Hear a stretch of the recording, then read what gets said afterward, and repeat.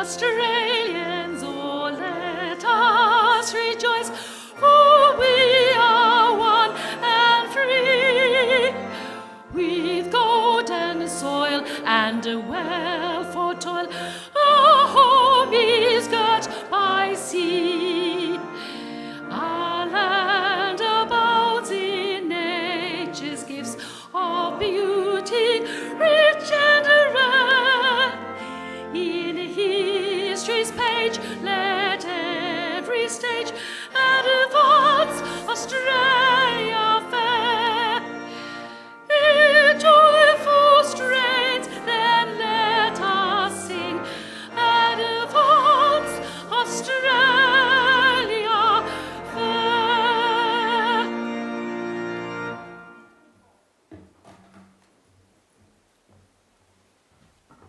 Please be seated.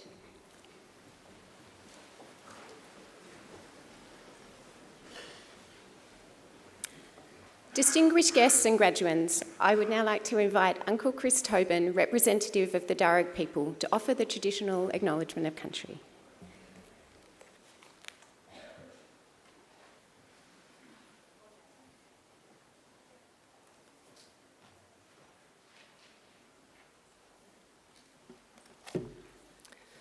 Thank you. Budjimulinawool, everyone. Good morning, and Naloa. Welcome. I belong to one of the local Aboriginal families of the Darug people, the traditional custodians over this part of the country. I wish to firstly pay my respects to the country and its people by acknowledging that we meet today in Wallamata, the snapperfish country, and ancestral home of the Wallamedical clan.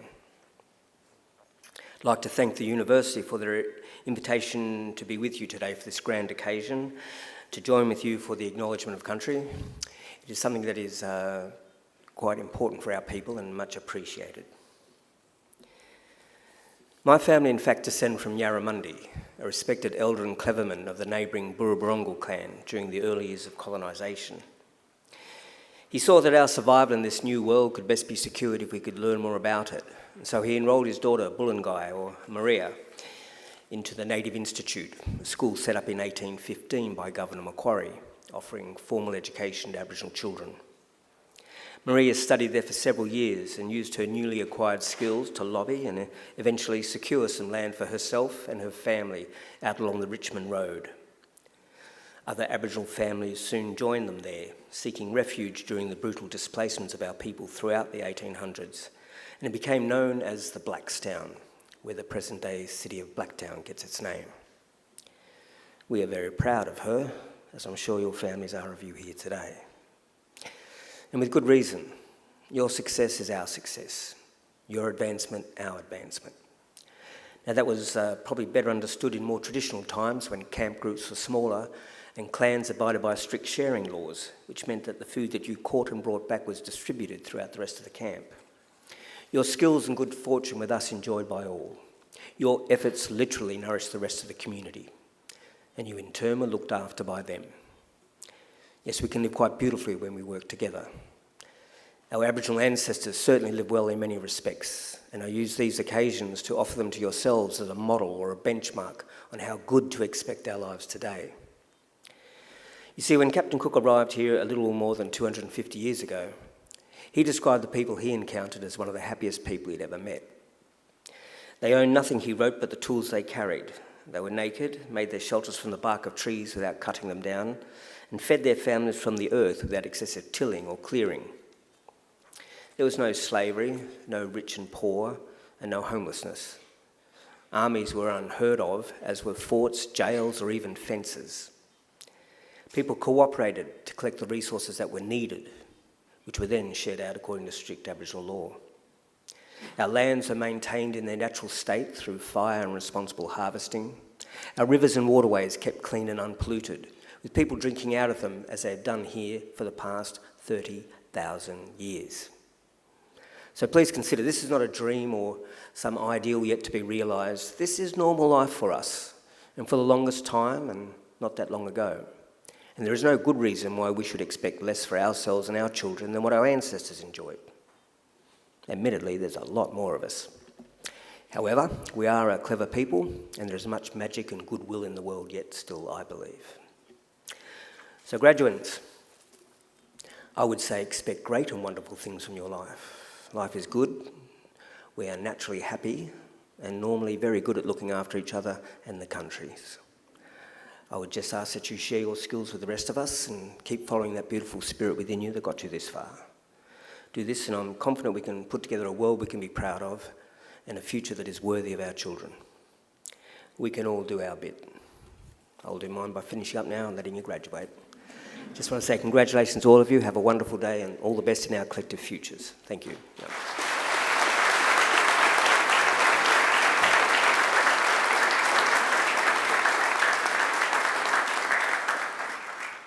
I'm pleased to introduce Vice-Chancellor and President of Macquarie University, Professor S. Bruce Doughton.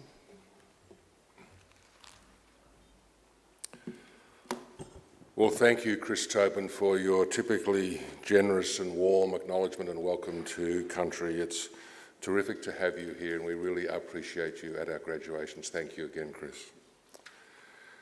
Colleagues, guests, families of our graduands, and the graduating class yourselves, of course, it's my distinct honour and pleasure to welcome each and every one of you here today to this graduation ceremony.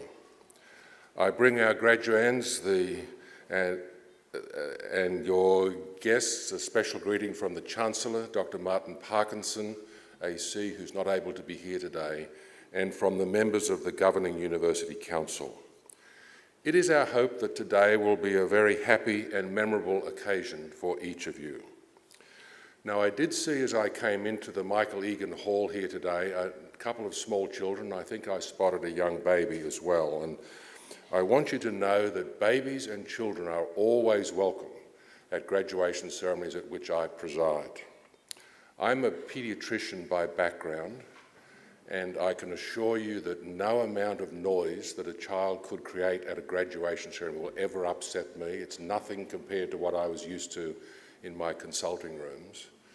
And if the Chancellor was here, as the former Secretary of the Department of Prime Minister and Cabinet, he assures me that far worse rancour occurred in the Cabinet room, Dr. Nelson, than could ever be happening from a group of children here. So kids, run around, have a good time, make a bit of noise, enjoy yourselves. I believe that all celebrations are made better for having children present at them. Today is a real milestone day for our graduands, and we celebrate the wonderful achievements of those of you about to receive your degrees. Completing a degree is never easy. It requires an intelligent and inquiring mind, determination, perseverance, and you've made many sacrifices along the way in the pursuit of this end goal. You've worked very hard to get to this point, and you should feel very proud of your accomplishments.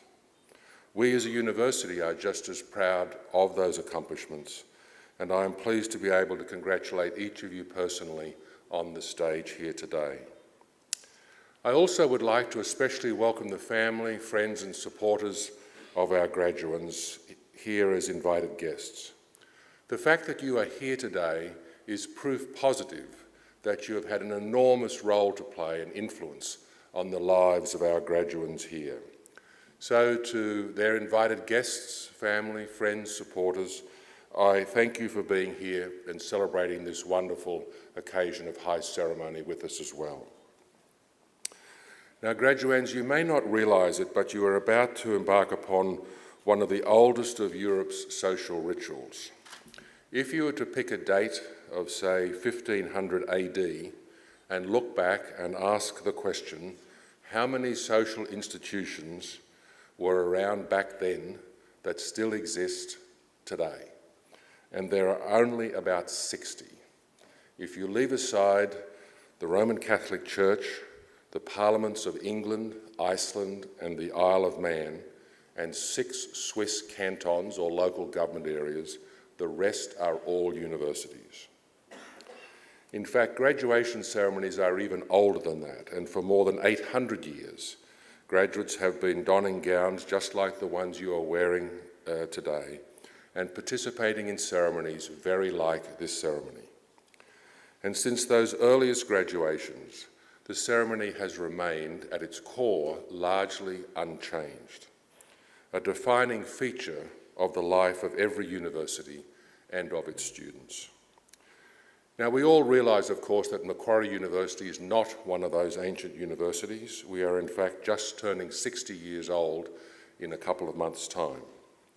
And though we are among the youngest universities in the world, we are very proud to take part in this time-honoured tradition. We all know, I think, that youth, however, does have its advantages. Macquarie is a very modern and outward-looking university.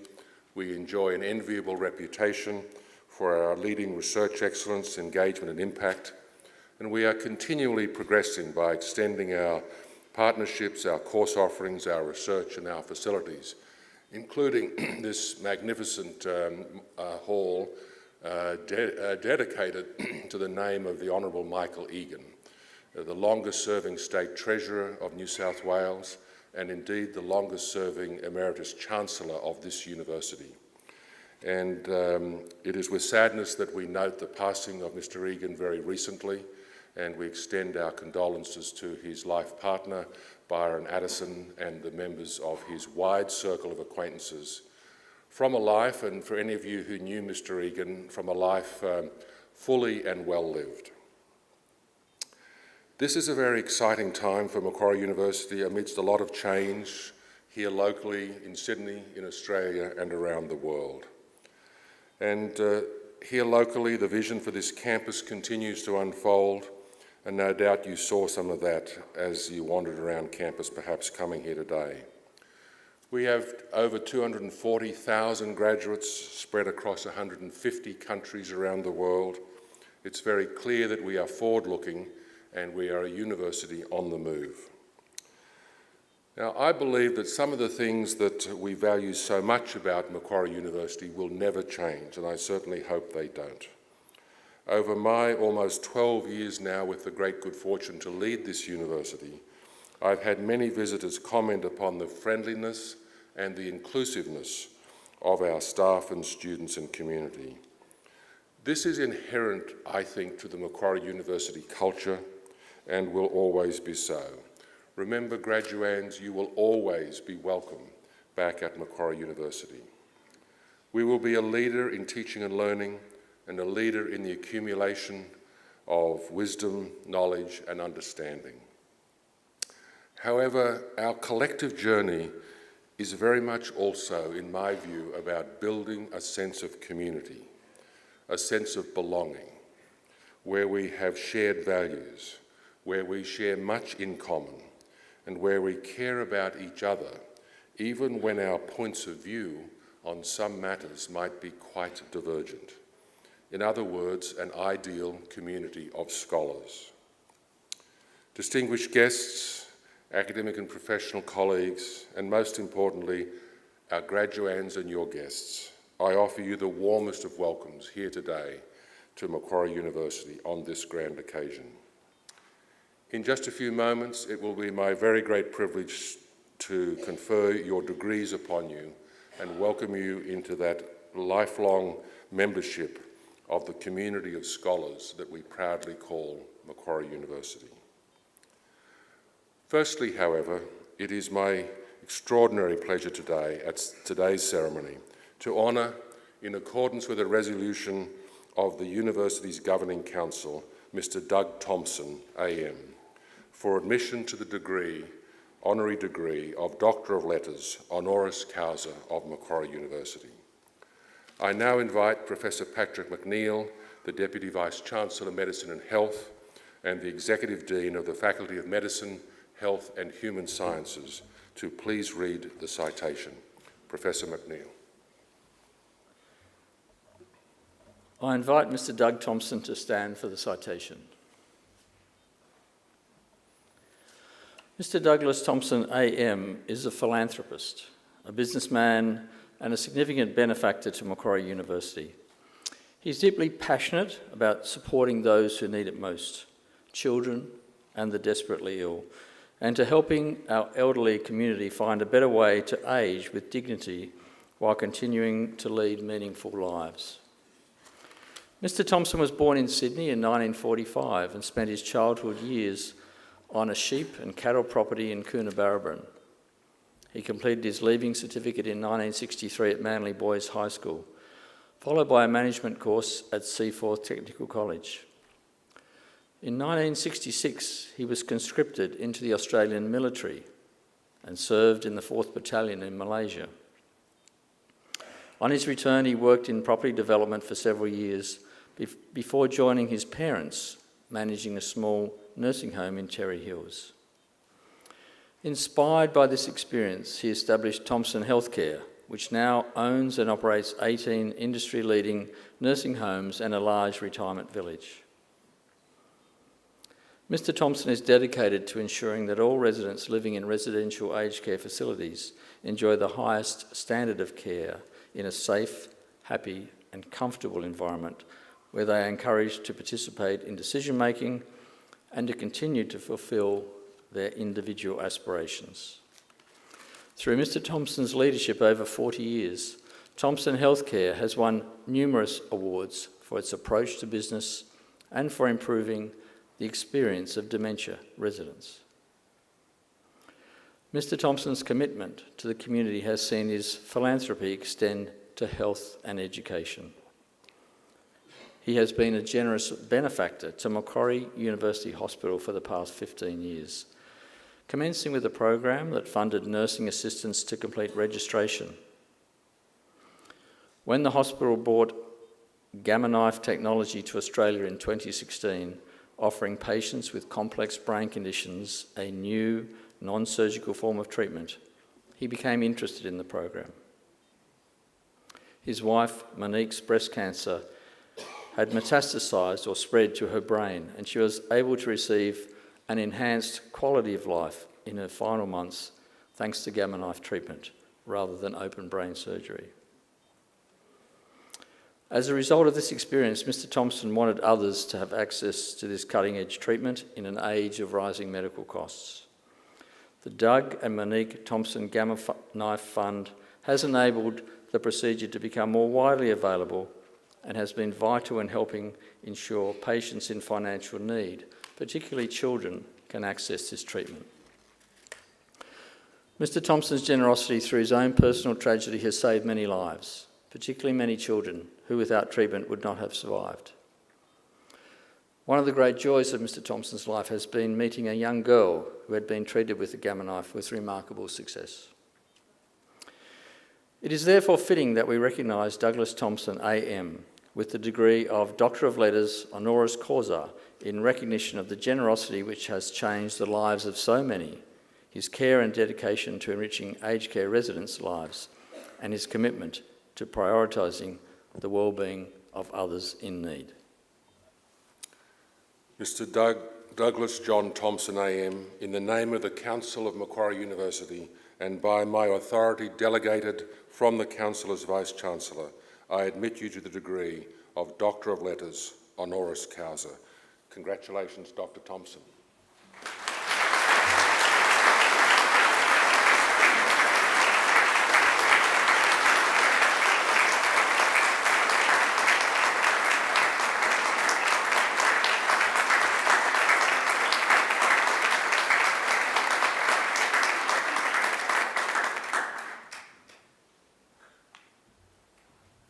I now invite Dr Thompson to say a few words in recognition of this accolade. Dr Thompson. Thank you, Vice-Chancellor Bruce Doughton. A warm welcome to my family, my daughters and my wife Erica, who are here today to watch me accept this great honour. I feel very privileged to be asked to be here today. Life's funny. I thought Macquarie University Hospital was doing so much for me, and yet I get honoured in this way. As explained earlier, the reason I became interested in the Gamma Knife was because my wife's breast cancer metastasised to her brain, and we were told it was basically inoperable or extremely dangerous. An old school friend happened to mention the Gamma Knife, which I had no idea what was. After a bit of research, Monique and I decided that was the only alternative. People often say, what's a gamma knife? Well, in my simple terms, gamma rays are poisonous to the body, but what they do with the gamma knife, it's almost like a colander put on your head, and rays shone through each hole. Individually, they don't do any damage, but they're focused on the tumour or the strangulation of blood vessels, and they burn it, cure it, and it is so effective. So Monique had this surgery, as we'll call it, totally non-invasive, non-painful and quick. A couple of bruises around the eyes where the apparatus was tied onto a head for a brief period, and it took away the problem. On inquiry, I found that it wasn't subsidised by the government, state or Commonwealth, and Macquarie University had actually brought this technology to New South Wales with no backup support from our health authorities. With a lot of hard work from the university, that has now changed.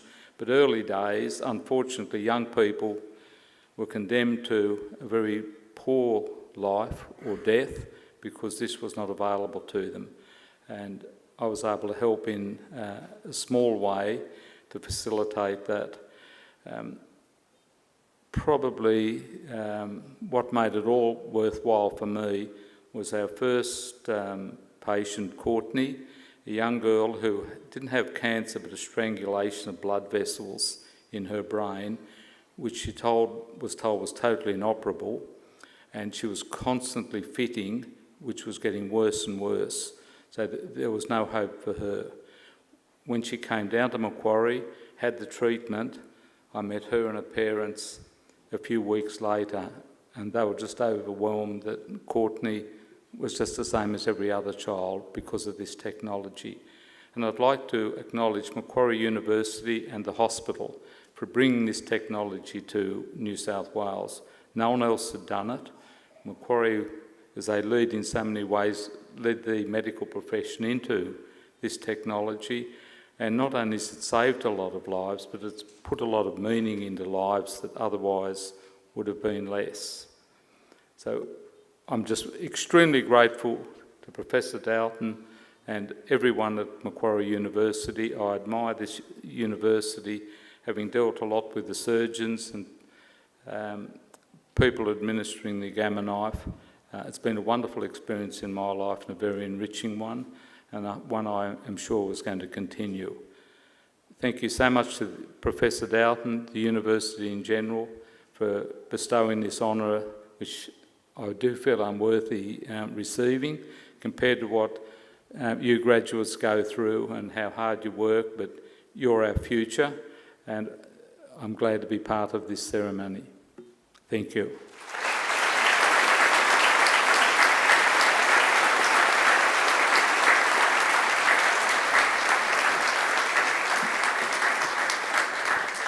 Thank you again, Dr. Doug Thompson, for giving your time to be here for such an important occasion today. It's now my great pleasure to introduce our occasional speaker for today, a very long-standing friend of Dr. Doug Thompson, Dr. Brendan Nelson, AO. Dr. Brendan Nelson is President of Boeing Global, leading the company's global strategy and corporate operations outside the United States of America. Prior to Boeing, Dr. Nelson was Director of the Australian War Memorial, and he was the Australian Ambassador to Belgium, Luxembourg, the European Union and NATO. Dr. Nelson has also been a member of the Australian Parliament, serving as the Minister for Education, Science and Training and Minister for Defence. A physician by training, earlier in his career, Dr. Nelson was elected as the National President of the Australian Medical Association, becoming the youngest person to hold that position.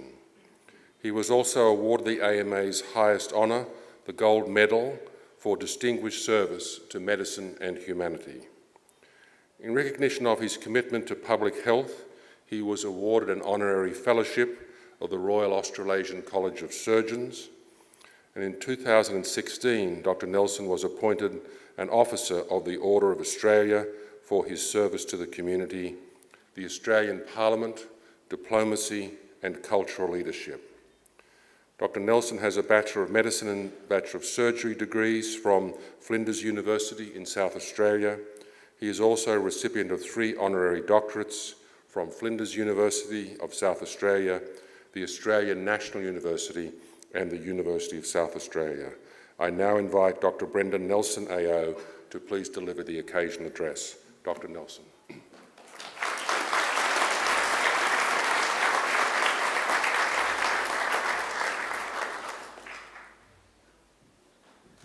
Professor Doughton, thank you very much for that very generous introduction.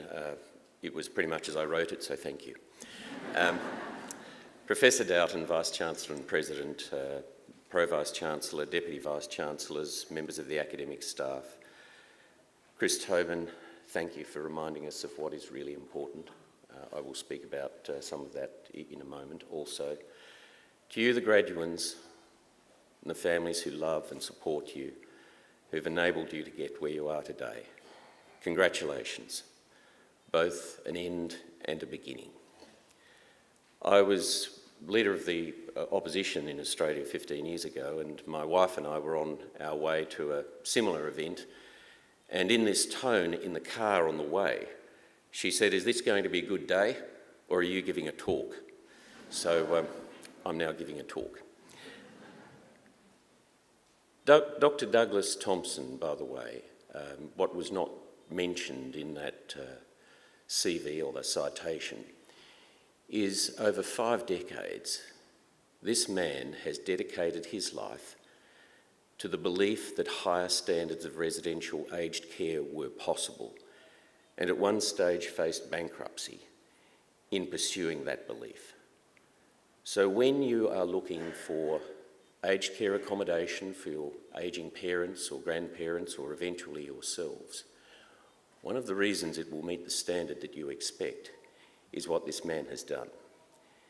He has also been an extraordinarily generous philanthropist for crisis intervention services, for widows and children of military personnel that have been killed, and the commemoration of Australia's military history. We owe him a great debt, and I thank and I congratulate Macquarie University on so recognising him. You don't realise what you're learning when you're learning it.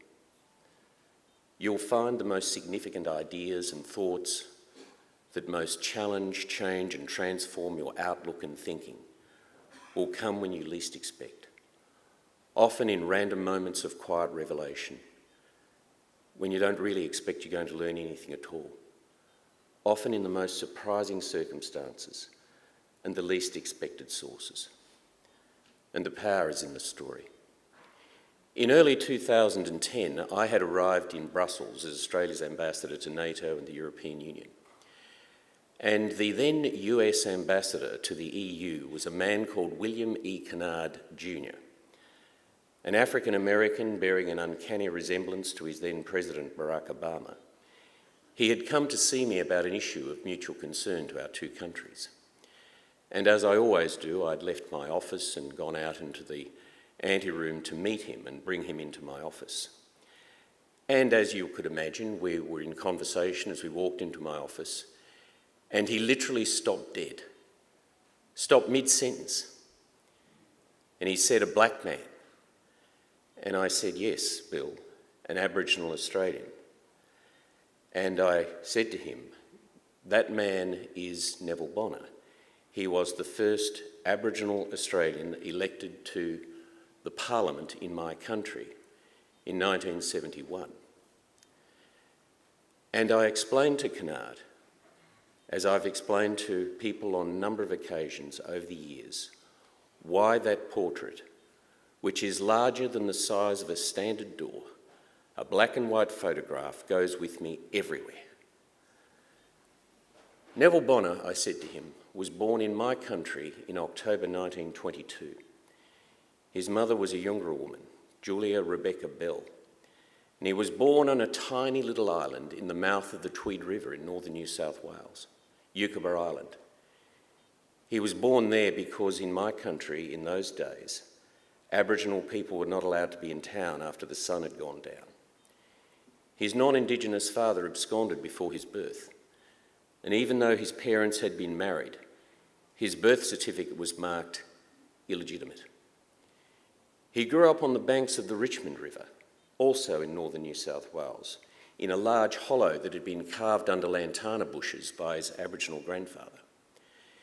When he was 9, his mother sent him to the school in Lismore, and he lasted 2 days before the non-Aboriginal parents forced him from the school. It was to his Indigenous grandmother, Ida Bell, that he attributed his ultimate success in life. Neville said, "When I was 14, she insisted that I go to school. And in resisting it, she had said to him, 'Neville, if you learn to read and write, express yourself well, and treat people with decency and courtesy, it'll take you a long way.'" In 1 calendar year, he did 3 years of education at Bow Desert School in central Queensland. He then spent a life working as a cane cutter, a ringer, a stockman. He spent 14 years on the infamous Palm Island off the coast of Townsville, then an Aboriginal penal colony. And in 1967, he was working as a bridge carpenter in Ipswich, and his interest in politics was piqued by the referendum that would seek to change the Constitution to allow the federal government to pass laws in relation to Indigenous Australians and, for the very first time, to count them in the census. He stood before the members of the Liberal Party of Queensland in 1971, seeking their preferment to go to Canberra as a senator for Queensland, the first Aboriginal person to ever do so. And he said to them in part, "In my experience of this world, there are 2 things of which we're in greater need: human compassion and understanding." He served 11 years in the Australian Senate. He endured condescension. He was patronised. He faced overt racism in Queensland.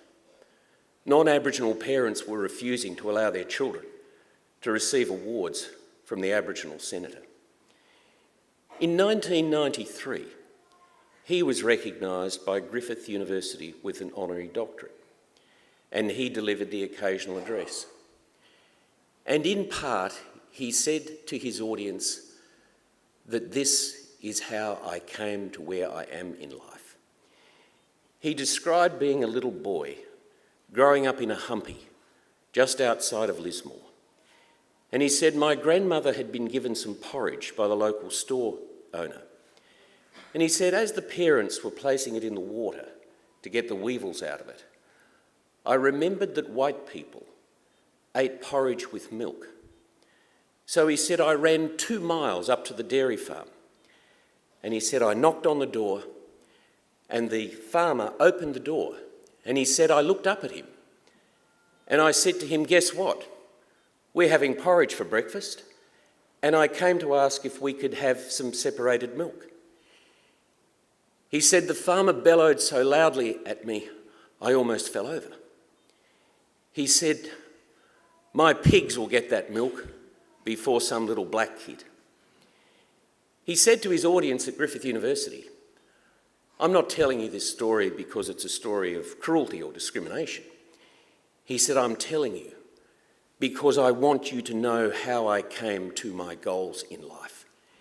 He said, it was that dairy farmer that set me on my path. When I walked those 2 miles back to the humpy, he said, I was determined that from that day on, I would turn every discomfort, every savagery, and every racial cruelty into a new and determined set goal. That every adversity I would face in my life would become a new goal which I would seek to achieve. Robin Hughes, when doing his biography, asked him to nominate his greatest achievement. He said, it is that I was there. They no longer spoke, he said, of Bungs or blacks. They spoke instead of Aboriginal people. So in my Westminster office in London, is this very large black and white photograph of Neville Bonner. And I say to those who come to see me, he's there to remind me every single day of the two things that are most important. The first is the liberating power of even a small amount of education, which too often we in our society take for granted. It is education more than anything else that will protect and defend you from attitudes and ideas deeply rooted in prejudice and forged on an anvil of ignorance. And in medicine, we have a lot of training, but much less education, in my opinion. And one of the blessings of my own life was to study some philosophy when I was also at university. The second reason it's there is to remind me that transcending everything else in life is character. In 1993, I was 34 years of age, and as you heard in the generous introduction, I was the National President of the Australian Medical Association. The young doctors invited me to their annual conference to speak to them on the topic of success. And they, of course, were barely a decade younger than me. And I remember standing before them and saying, "When you work it out, can you let me know?" At the age of 65, screaming now towards 70, even though internally I still feel as if I'm 25, I've got a better idea. There are 5 things that are critically important. The first is to have an open mind, a mind that is open to the unfamiliar, the new and the unusual, whether that's in technology or whether it's in people. If you close your mind, you will set yourself up for failure. The second is to nurture and protect the inner integrity of your intellect, your ability to think, to formulate ideas and express them to a world that yields so slowly and painfully to it. It's extremely important to never fall into the trap of seeing the world through a straw. Whether you pursue family medicine, respiratory medicine, research, orthopaedics, whatever you choose to do, make sure that you work hard to be interested in and interesting to the rest of the world. What is most going to impact your ability to care and discharge your responsibilities as members of our profession is public policy. Make sure that you always have an understanding of the consequential geopolitical realignment that is occurring, of the major shifts in business, in culture and society, and be interesting to the rest of the world. The third key is character. Character derives from the Greek word. It means the impression left in wax by a stone seal ring. The Greeks called it the stamp of personality. It's informed by worthwhile intrinsic virtues, and it transcends everything: rank, power, money, influence, intellect, talent, looks, everything. You will, if you have not already seen it, see people possessed with immense natural abilities who never achieve their full potential by virtue of significant character flaws, and then others with relatively modest natural gifts who go a long way by virtue of strength of character. I was very fortunate to be educated by Jesuits, a seriously above average IQ militant subfaction of the Catholic priesthood. And they said to me, in terms of building character, they said 4 things are important. First is commitment. You have to consistently apply yourself to whatever it is in which you believe and the cause to which you have committed. You have to keep at it, which is what you've done to get where you are today. The second, they said, is conscience. Every single decision you make has a question under it. What is the right thing to do? And further to that, there is no such thing as big or small decisions. Every decision has consequences for you and others, and you will see in your medical and broader lives people who spend an enormous amount of effort on one decision. They think this is really important, and they're dismissive of other things. you will find that those, what you think are small decisions, are often the ones that will have the most consequences, often detrimental for yourself and others. The third, the Jesuits said, is compassion, about which Neville Bonner had spoken. It literally means to share another person's pain. One of the mistakes people make, in my observation, is believing that the most important thing is knowing what a person thinks, knowing what a patient thinks, knowing what a registrar thinks. What's far more important is understanding how people think. Once you work out how a person forms his, her or their worldview and who and what's shaping it, that is when you're more than halfway there to changing it. And finally, they said, courage. Nothing of value in life, nothing, is achieved without taking a risk.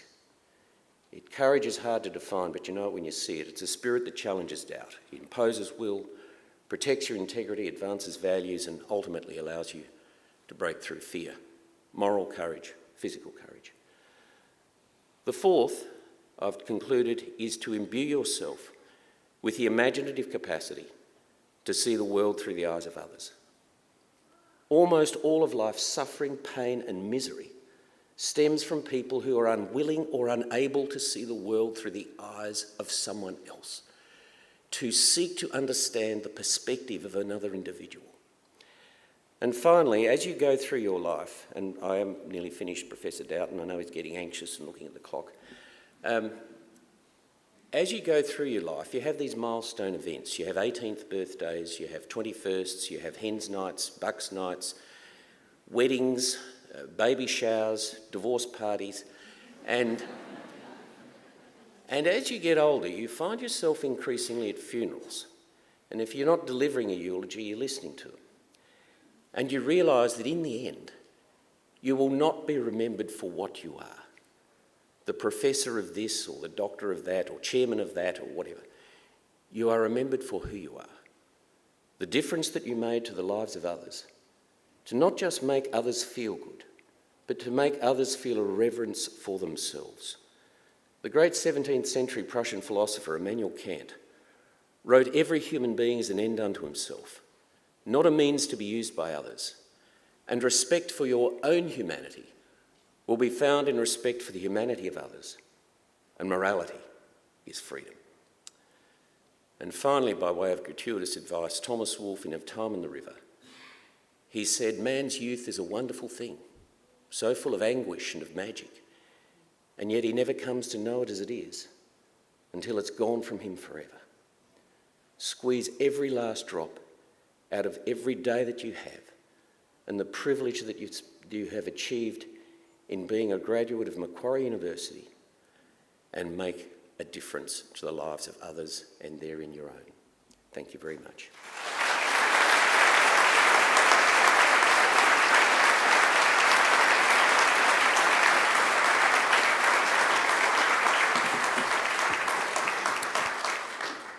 Well, there, graduands and friends, we have in the finest tradition the occasional address. And I would urge you, graduands, to reflect upon Dr. Nelson's remarks today. For me, Dr. Nelson, an amazing blending of storytelling and the power of storytelling, coupled with wise advice. Such wisdom throughout all of that occasion address, wisdom and thoughts that will serve you well, graduands, I believe, to reflect back upon today and the days ahead and as the years roll out.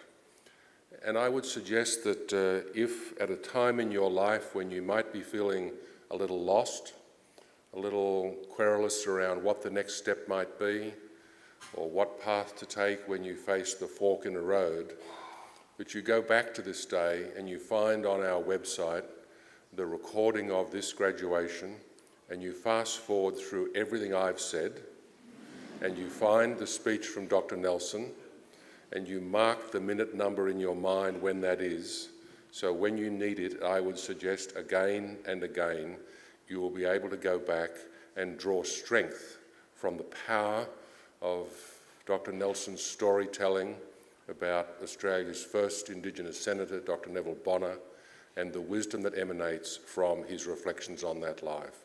In the finest tradition of occasional addresses, Dr. Nelson, thank you again.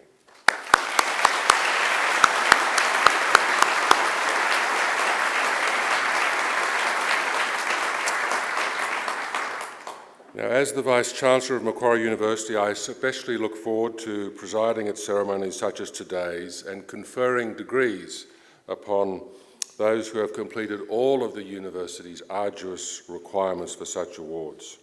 I now call upon our Acting Registrar, Professor Taryn Jones, to formally certify the eligibility of those who have met the requirements for these awards. That is, that you have never missed an assignment or been late for a class. I'm looking to Professor Jones to give me that ironclad guarantee. Registrar. Vice-Chancellor, I certify that all of the candidates being presented here today and those who are absent have satisfied the requirements of the Academic Senate for the degrees to which they are to be awarded. Would all candidates for admission to degrees please stand? Yes, that's you.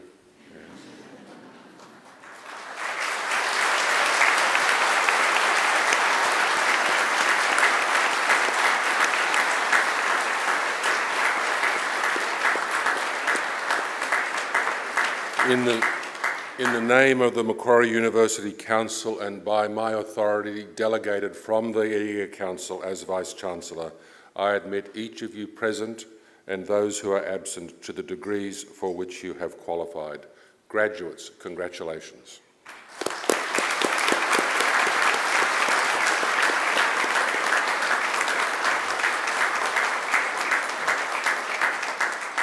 Graduates, please be seated.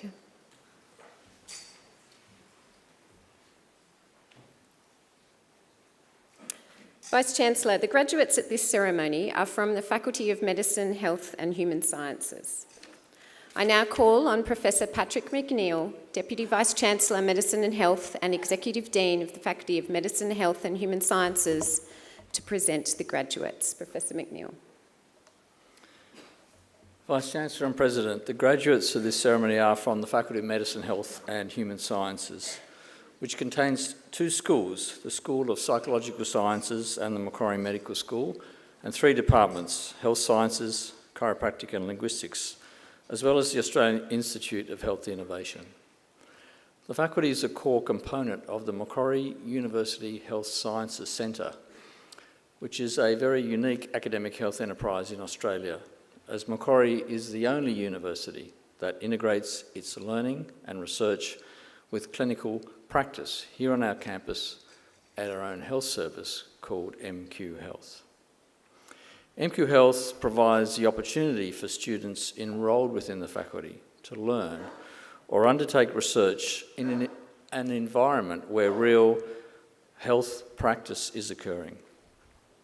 The faculty is proud of the way it integrates its learning and its research with the care of people with health needs, captured by the purpose of MQ Health in 3 words: heal, learn, discover.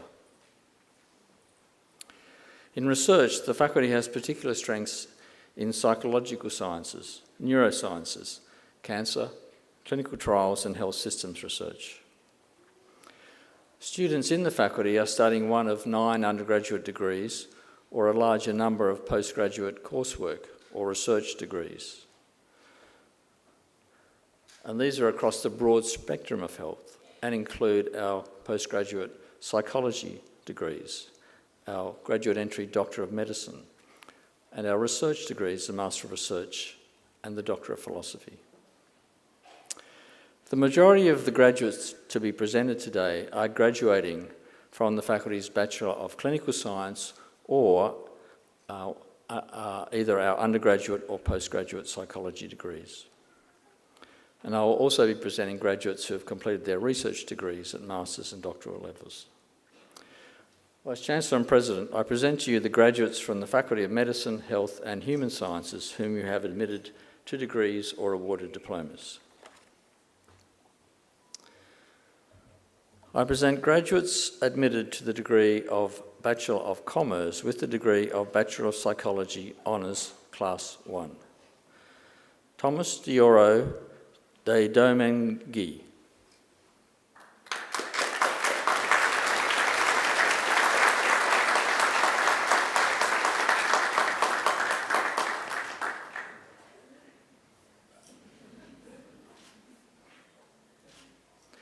Urasha Pudaseni.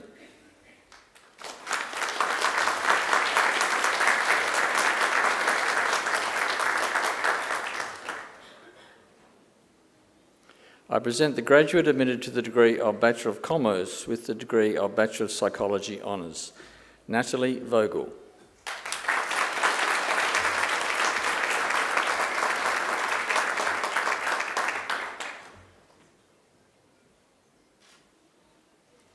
I present graduates admitted to the degree of Bachelor of Psychology Honours Class 1 with the degree of Bachelor of Human Sciences, Ruqayya Musa.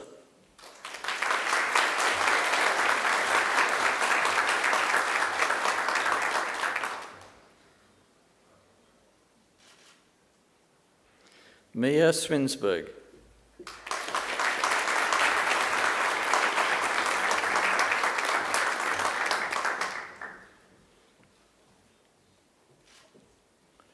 I present graduates admitted to the degree of Bachelor of Psychology Honours with the degree of Bachelor of Human Sciences, Rebecca Frater-Baird.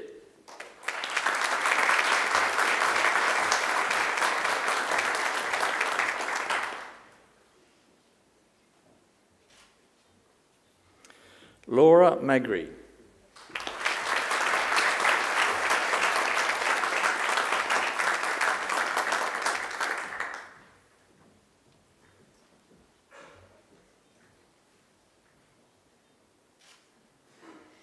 Dylan McLeod.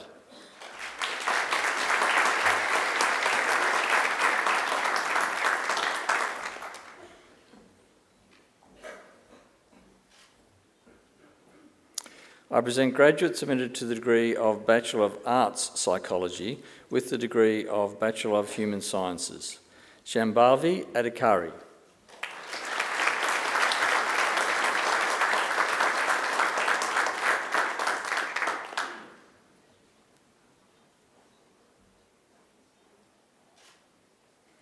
Ella Beatty McManus.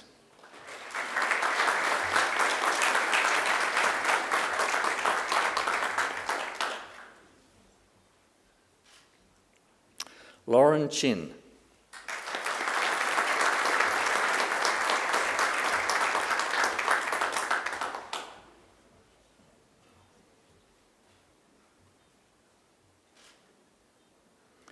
Nadine Macquarie.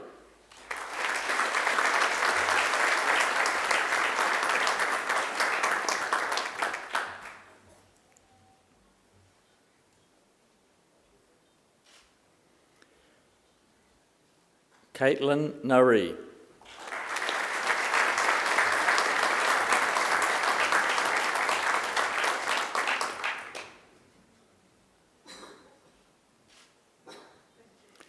Era Sinha.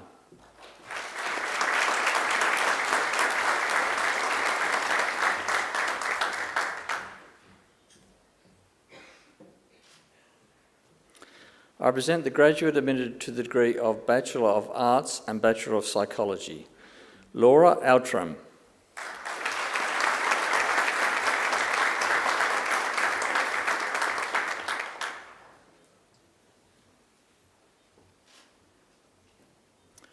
I present graduates admitted to the degree of Bachelor of Business Administration and Bachelor of Psychology, Nicholas Allen.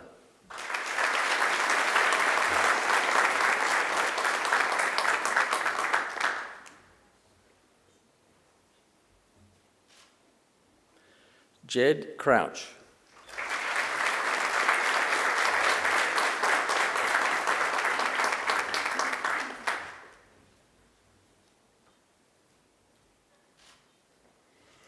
Charlotte David.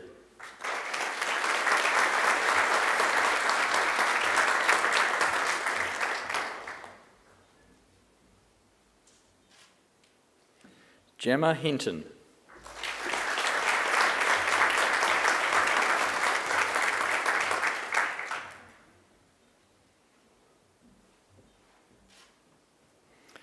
Ashley Nine.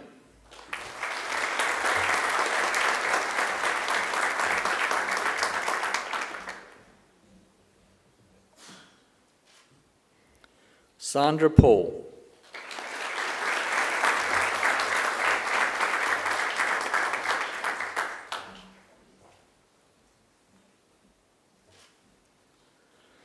I present graduates admitted to the degree of Bachelor of Business Administration with the degree of Bachelor of Arts Psychology. Emily Andrade.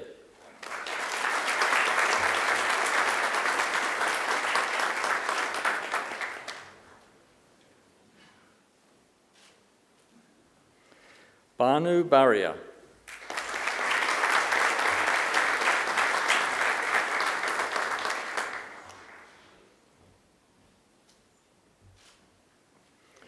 Natasha Camporali.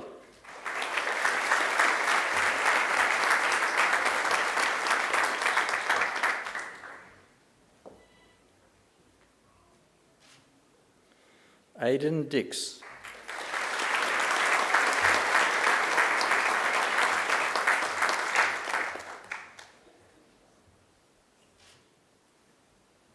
I present graduates admitted to the degree of Bachelor of Cognitive and Brain Sciences and Bachelor of Psychology. Jessica Barlow.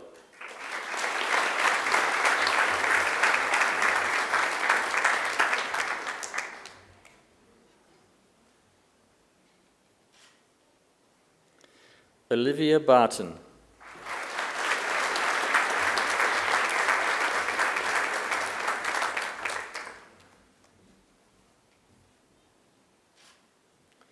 Natalia Bennett.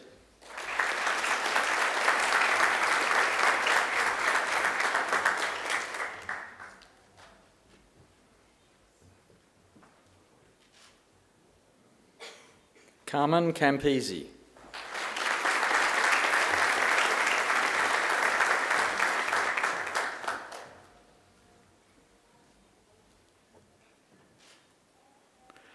James Donohoe.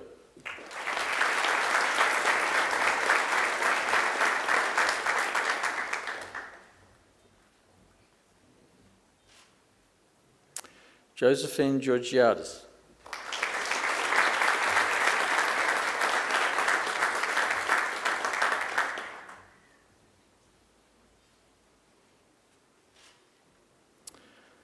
Mattia Hierpats.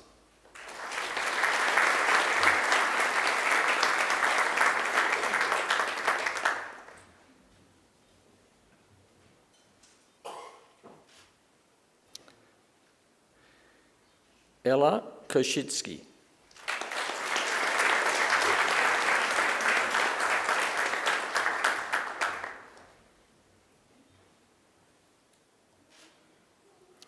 Laura Libro.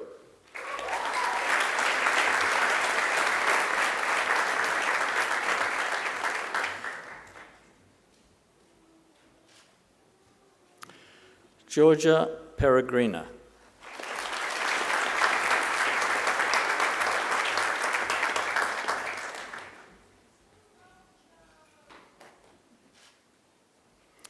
Natasha Radmol.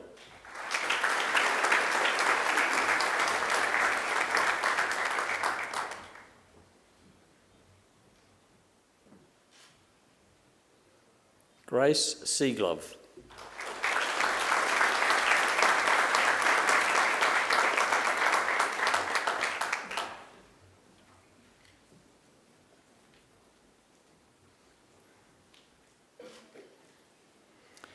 Eden Smith.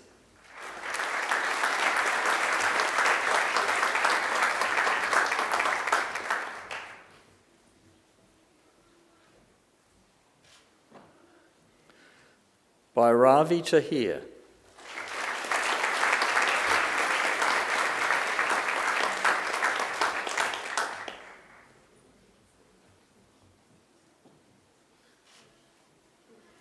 Holly Teska.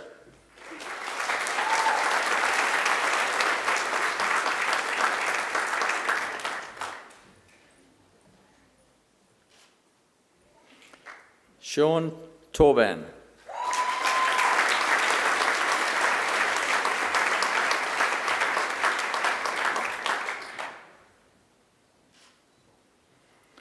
Jamel Torner.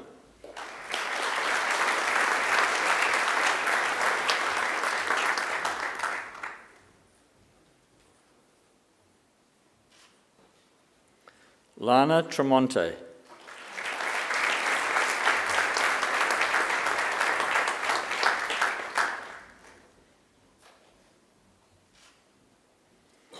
Yu Shu.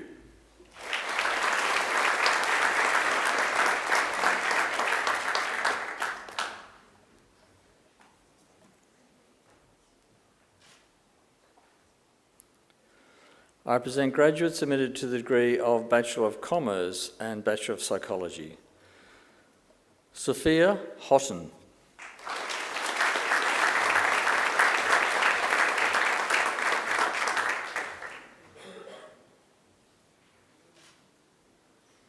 Yolanda King.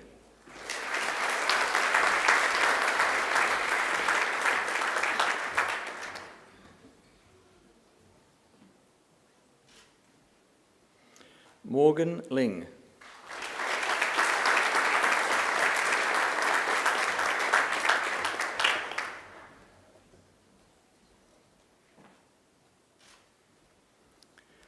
Louise Ma.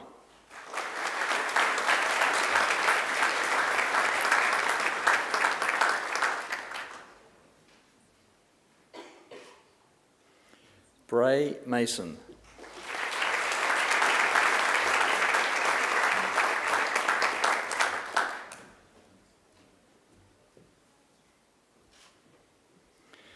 Recipient of the Macquarie University Award for Academic Excellence, Lauren Petchar.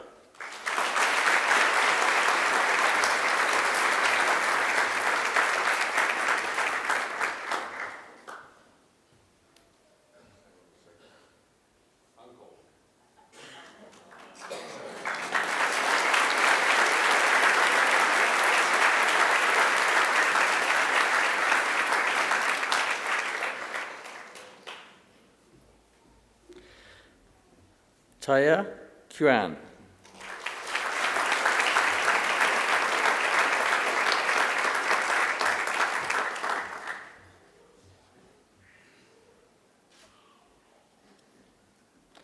Vayan Randarat.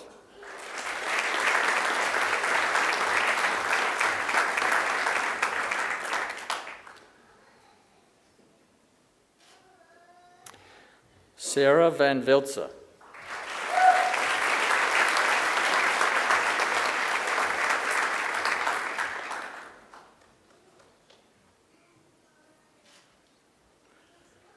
Ishara Williams.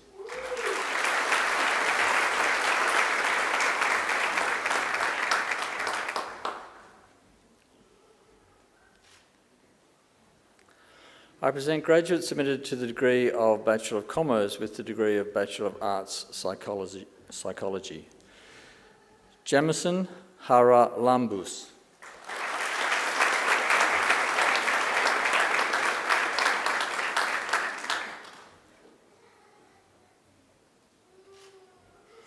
Zachary Grist.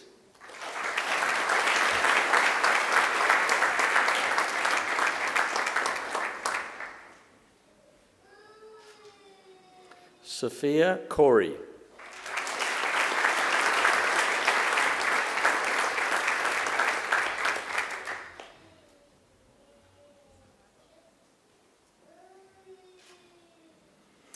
Nan Kim Stephanie Nguyen.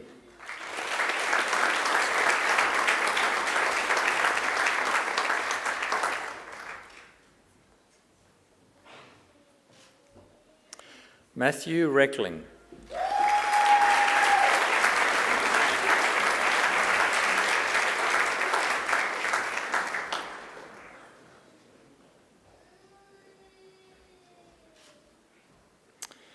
Chirk Lam Wong.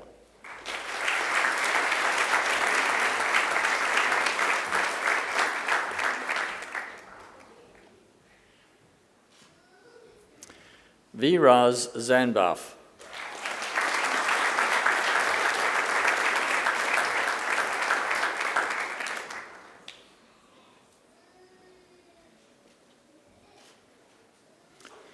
I present graduates submitted to the degree of Bachelor of Human Sciences and Bachelor of Psychology.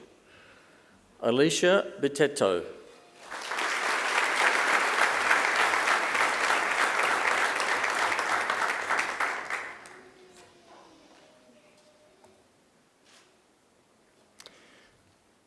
Aisha Farouk.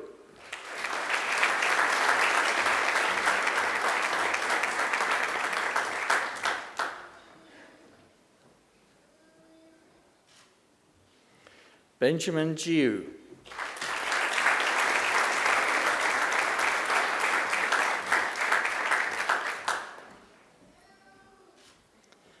Ashley Jones.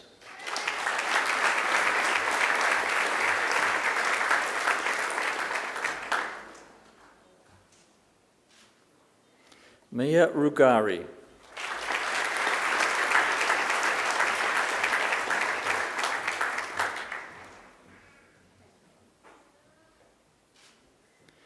Anika Sharma.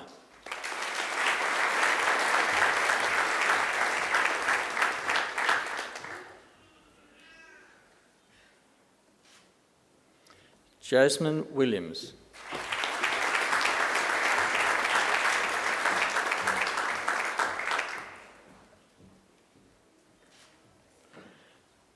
I present the graduate admitted to the degree of Bachelor of Media and Communications and Bachelor of Psychology, Jolie Ward.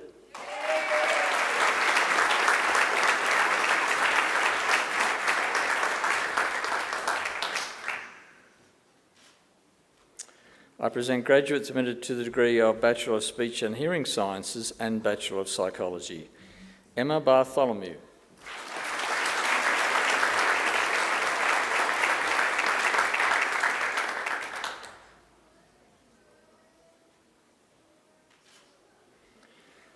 Gorshin Chadha.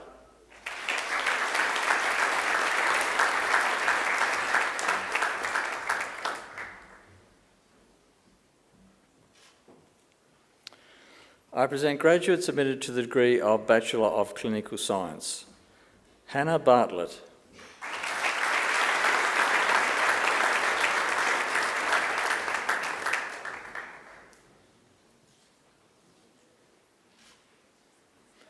Emily Bell.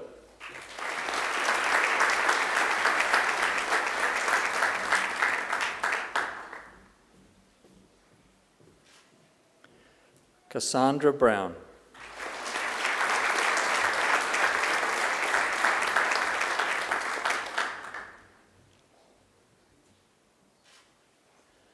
Isabella Brown.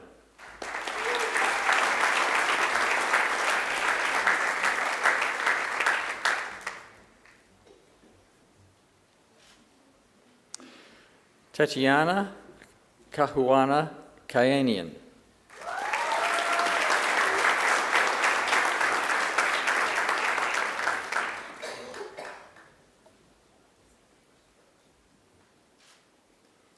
Vanessa Chalkley.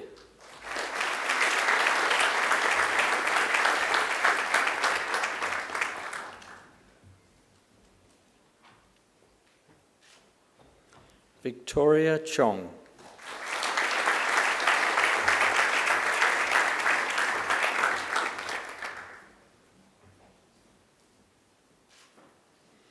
Ashley Collette.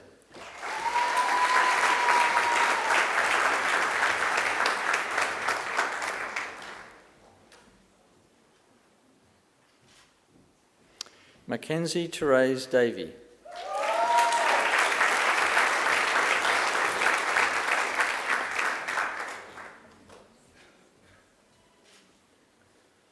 Mary Diamond.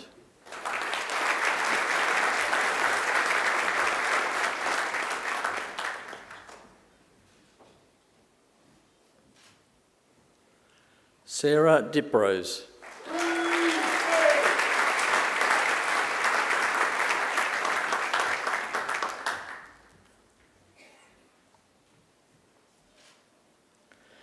Recipient of the Macquarie University Award for Academic Excellence, Nora Lee Duwahi.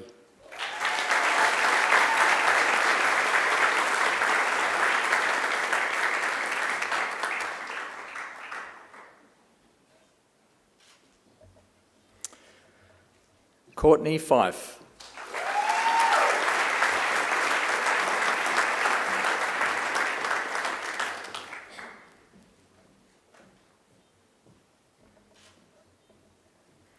Recipient of the Macquarie University Award for Academic Excellence, Kaya Giri.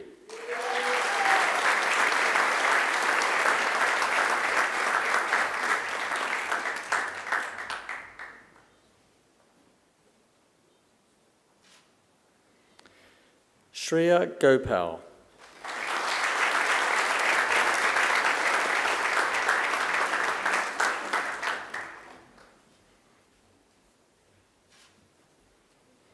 Joshua Hardiman.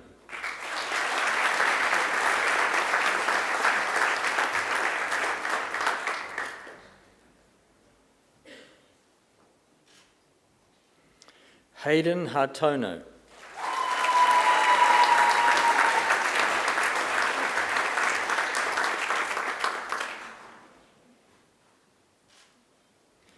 Poppy Hutchinson.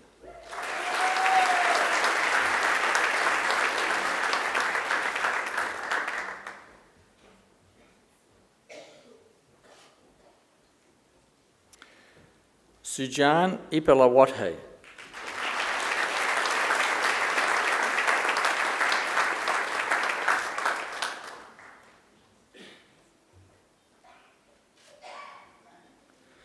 Wu Hayak Jang.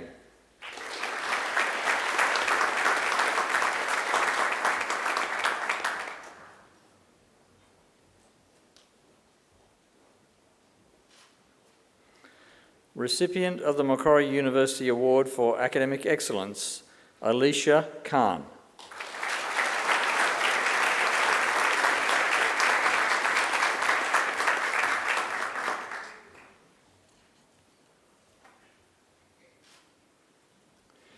Recipient of the Macquarie University Award for Academic Excellence, Alia Kotlia.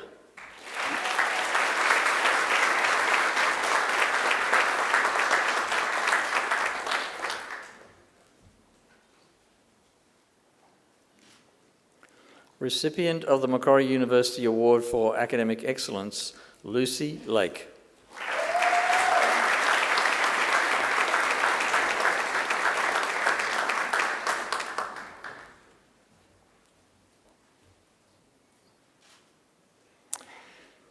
Gion Hali.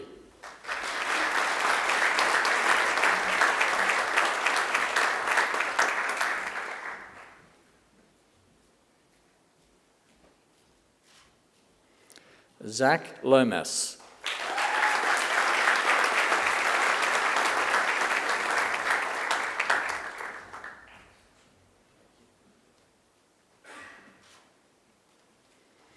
Elisha Louis.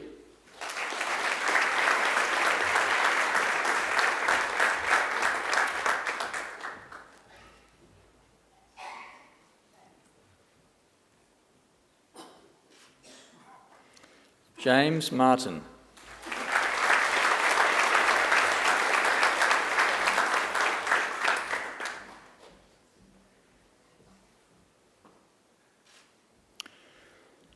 Annabelle Mentum.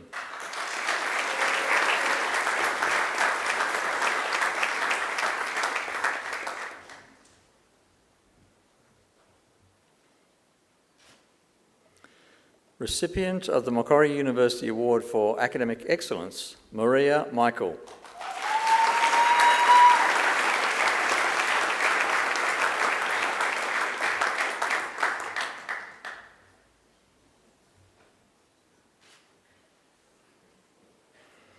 Madison Mida.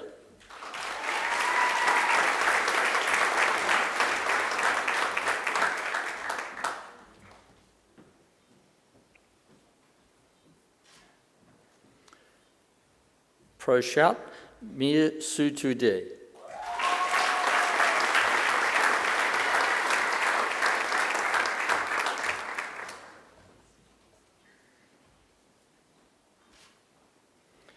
Tamika Morrissey.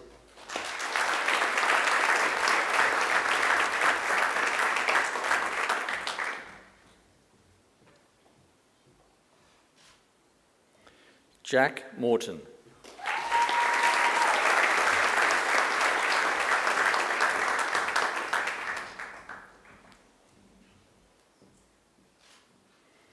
Maggie Mustafa.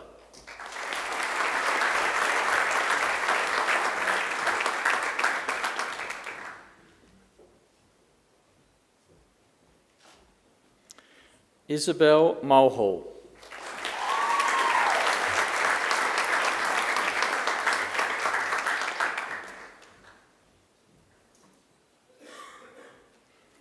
Jade Needham.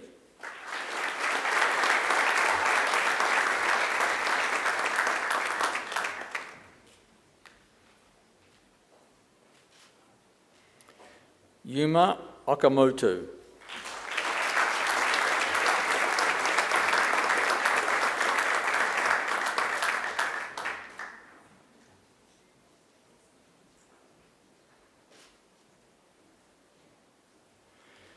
Kayla Page.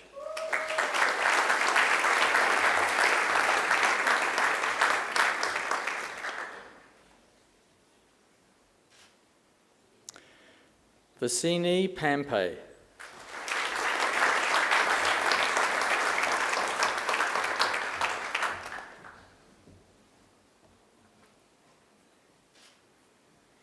Lauren Parbury.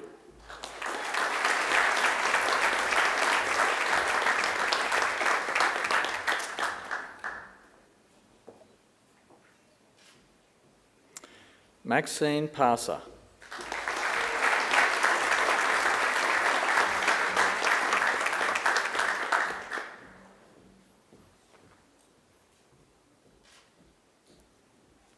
James Petrakis.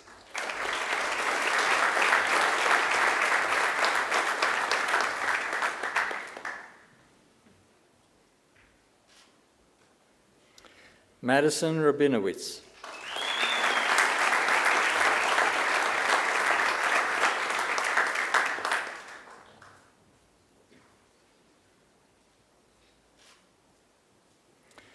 Kasper Ratsky.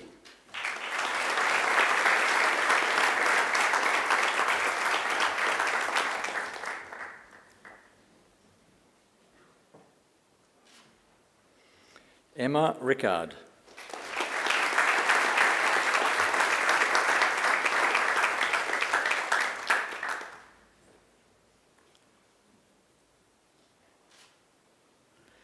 Recipient of the Macquarie University Award for Academic Excellence, Sophia Runback.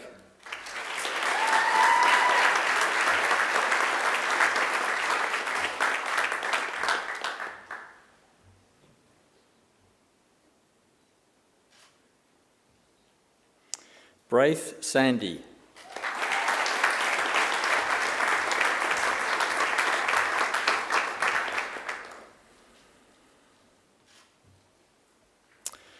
Sulaf Shiyab.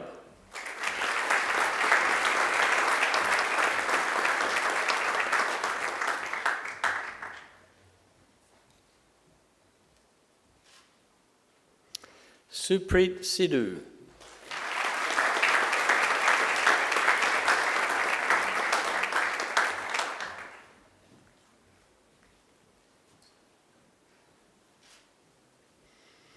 Augustus Sidoti.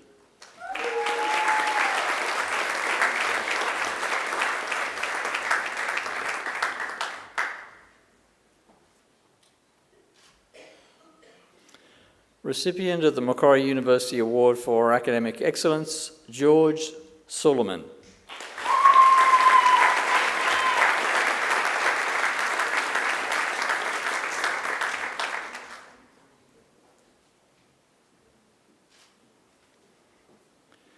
Min Ju Son.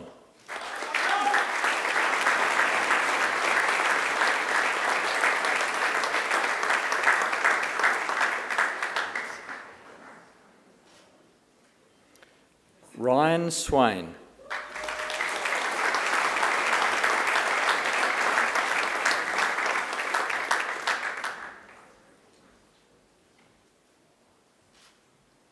Leo Tarbox.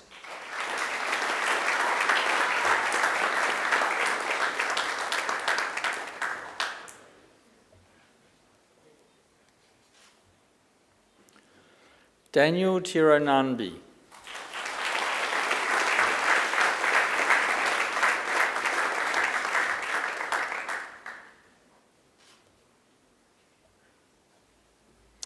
Anna Temisjian.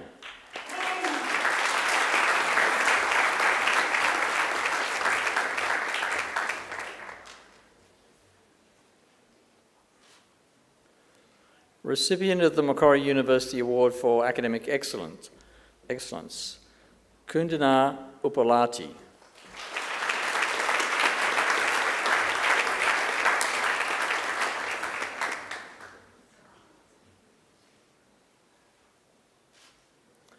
Recipient of the Macquarie University Award for Academic Excellence, Lily Vance.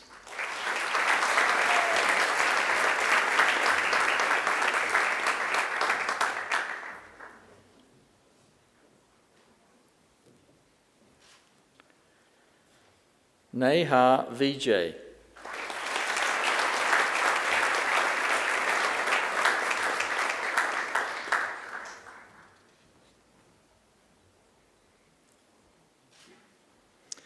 Recipient of the Macquarie University Award for Academic Excellence, Maxwell Waite.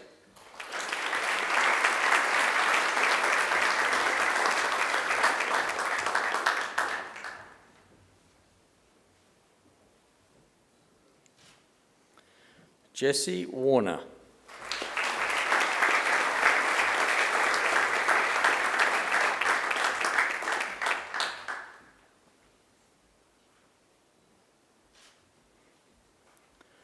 Wei Zi Wei.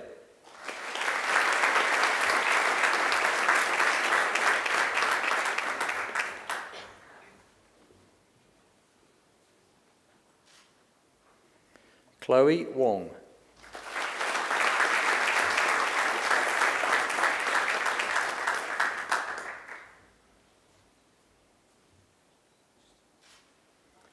Christian Wu.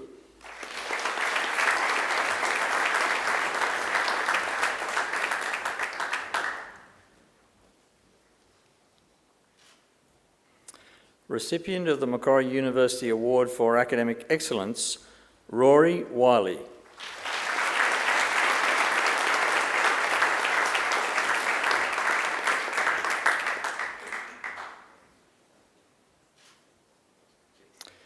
Samar Zaman.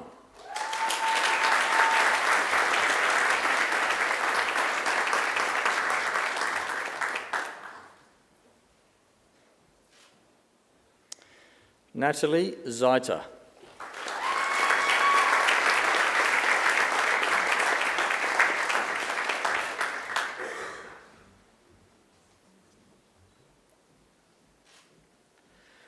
I present graduates submitted to the degree of Master of Clinical Neuropsychology.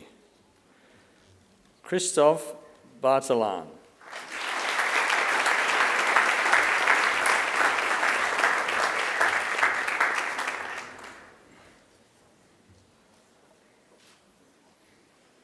Jasmine Lim.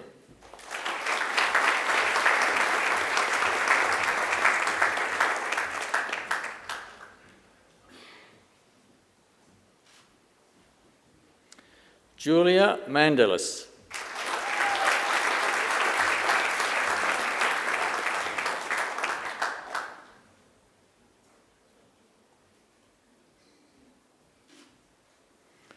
Christabel Mariola Mascarenas.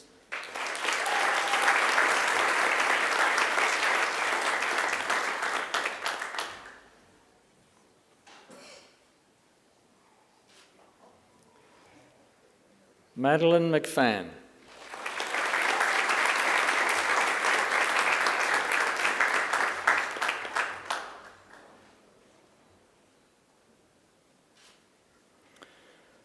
Recipient of the Macquarie University Award for Academic Excellence, Wendy Wu.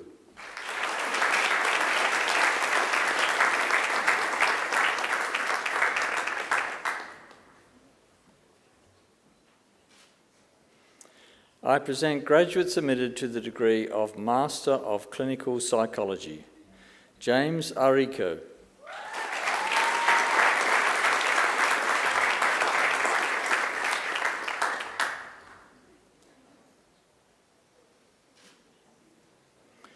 Jared Cook.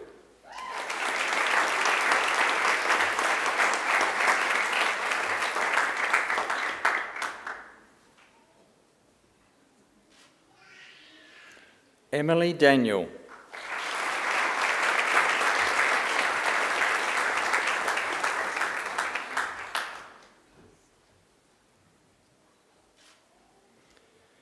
Kate Dean.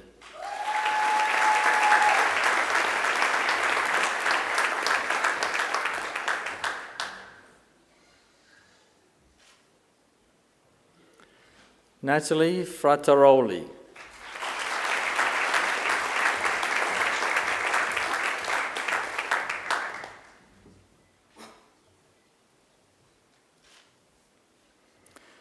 Jacqueline Heinrich.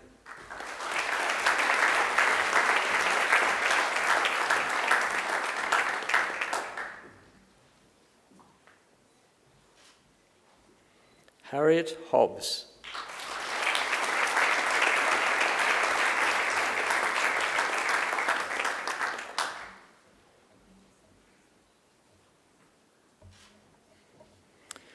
Marina Yenna.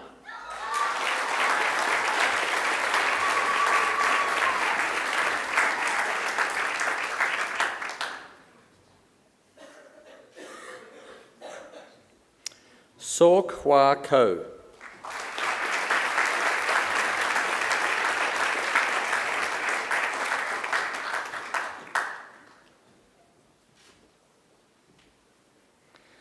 Rachel I.G.R. Lam.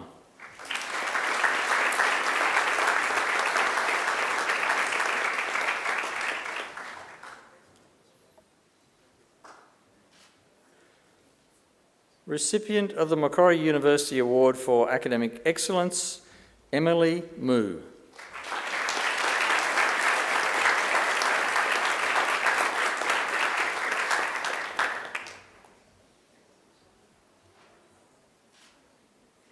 Zoe Morgan.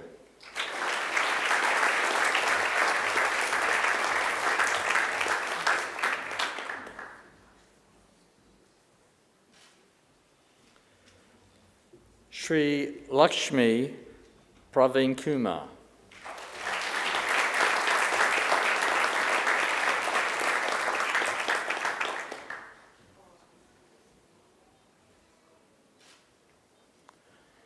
Eleanor Pasila.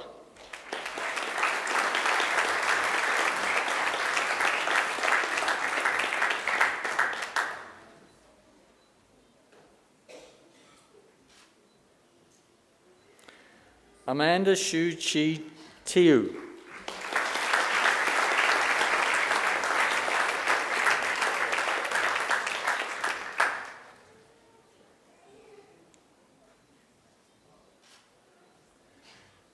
Christopher Wallen.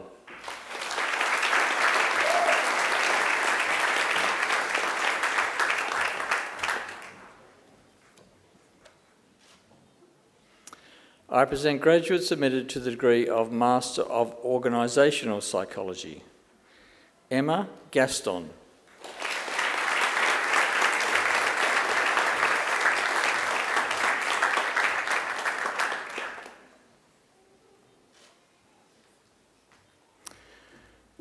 Saeda Imam Hossain.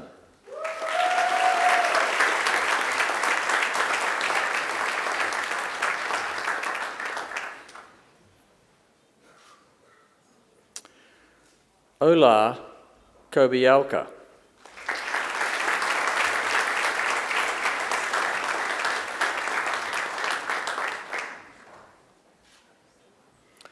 Recipient of the Macquarie University Award for Academic Excellence, Annie Liu.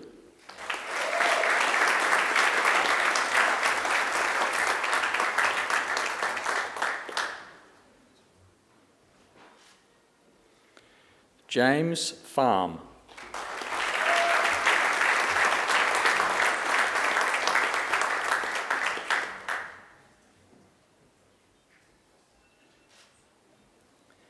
Sebastian Scala.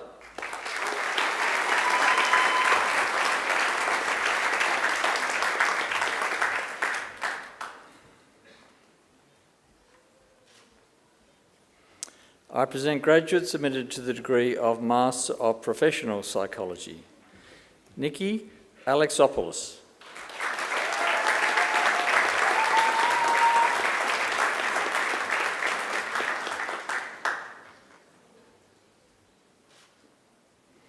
Jessica Bell.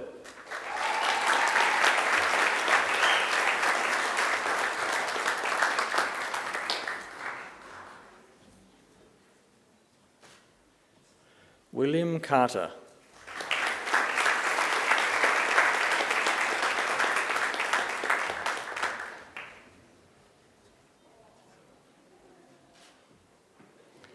Princess Amara de Leon.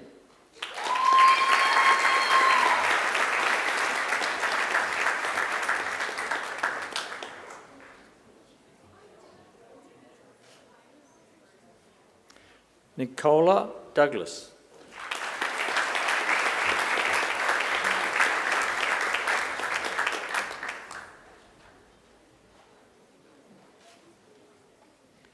Indiana Doyle.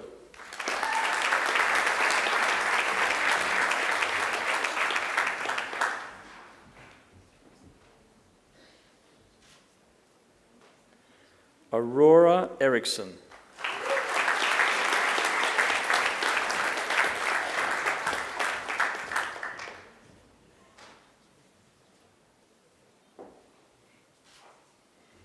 Daniela Gobrin.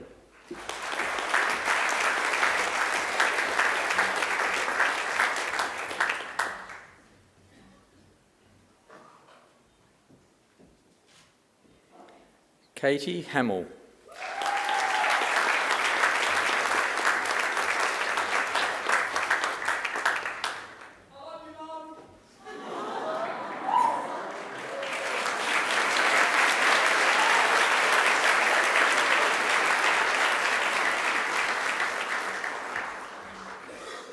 Anthony Inokenchevich.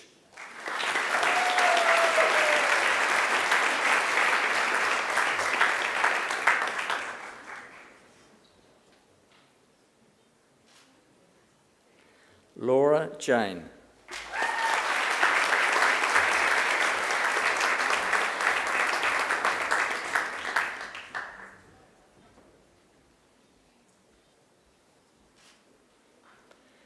Theodora Johnston.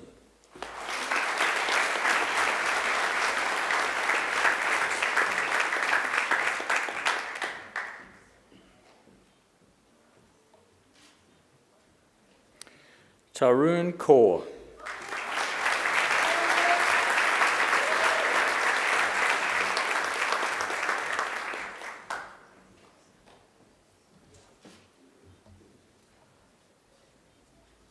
Hee Keon Kim.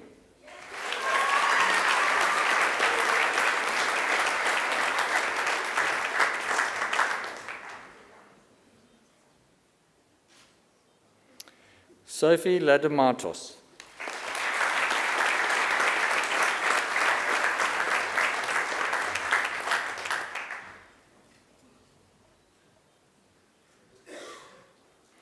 India Leon.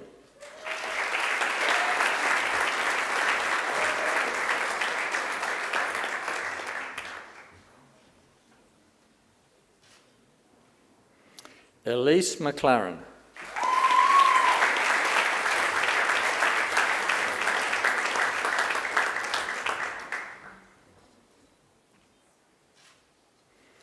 Jasmine Om.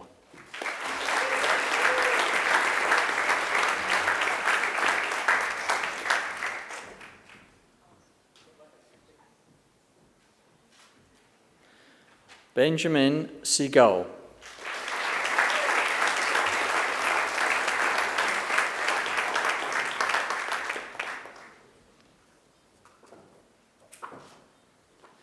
Sophie Taouk.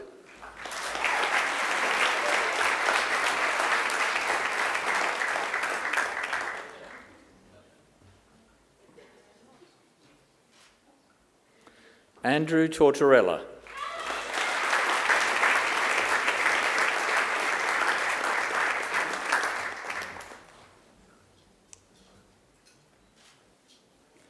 Emma Whiteley.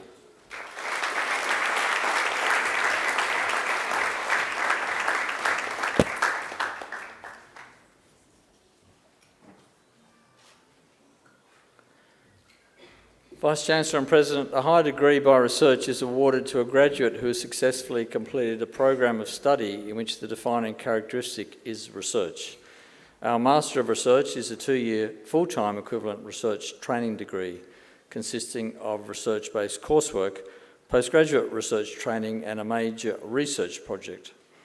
Graduates are focused on a specific research topic to produce a thesis of up to 20,000 words in preparation to a doctoral degree. I present graduates admitted to the degree of Master of Research. Brooke Bonnell for a thesis entitled Investigating Natural Compounds as Regulators of Ataxin 3 Levels in Transgenic Models of Macquarie-Joseph Disease.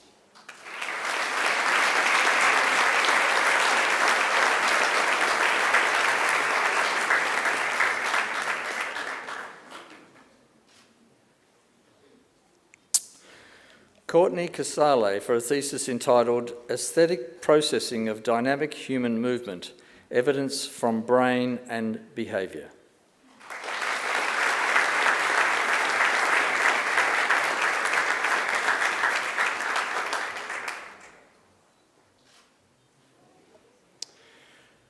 Ayushma Dwar for a thesis entitled Impact of Weight Concerns in Diet Reporting.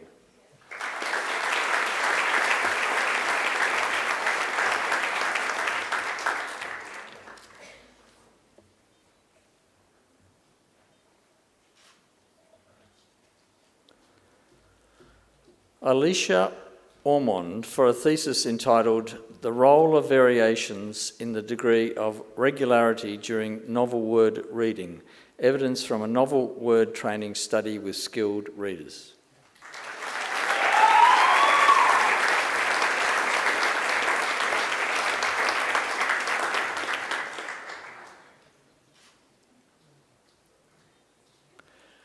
Zach Penpraise for a thesis entitled The Effect of Blood Pressure and Spinal Subarachnoid Obstruction on Cerebrospinal Fluid Flow.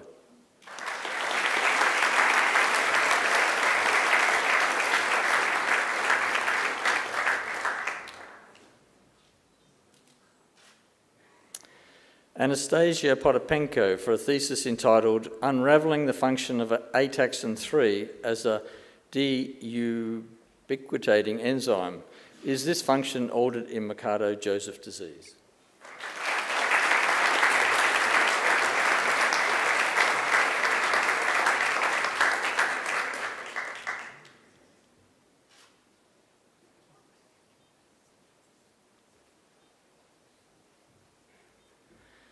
Millie Joy Denise Villeneuve, for a thesis entitled Exploring the Impact of Static Magnetic Fields on Human Glioblastoma Cells in Vitro.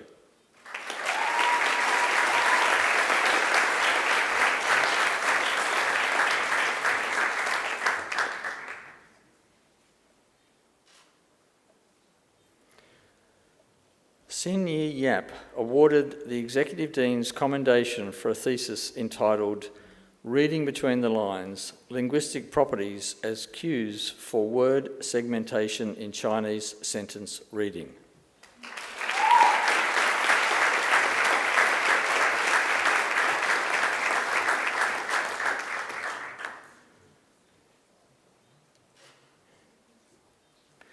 Humaira Zaman for a thesis entitled Study of CB1 Efficacy Using an Inducible Receptor Expression System.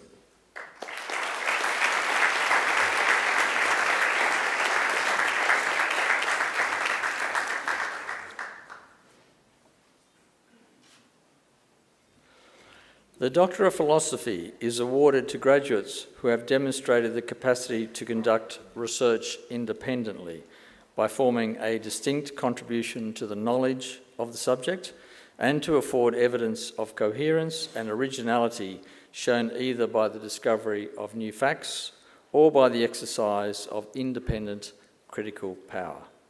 I present the graduate admitted to the degree of Doctor of Philosophy with the degree of Master of Clinical Neuropsychology, Mitchell Byrne, for a thesis entitled Factors Affecting Poor Cognitive Outcome Following Traumatic Brain Injury in a Litigating Sample.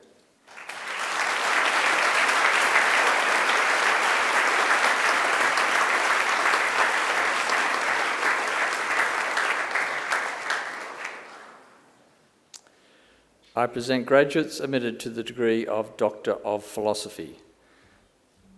Dr. Catherine Bush for a thesis entitled Transcranial Colour Duplex Ultrasound Reveals Novel Venous Hemodynamic Changes Following Brain Arteriovenous Malformation Resection.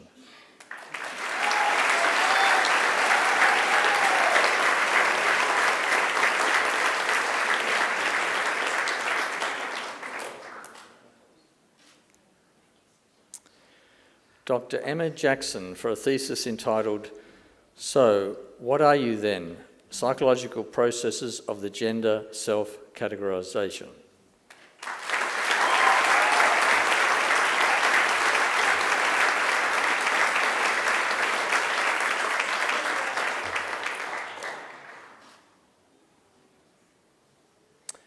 Vice-Chancellor and President, that completes this morning's presentation of the graduates from the Faculty of Medicine, Health and Human Sciences.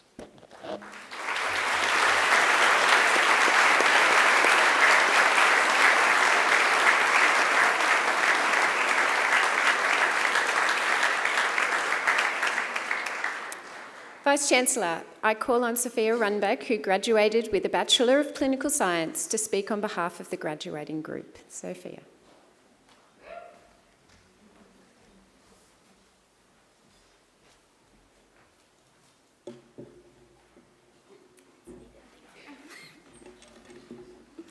Good morning, Vice-Chancellor, members of the University, and my fellow graduates and guests.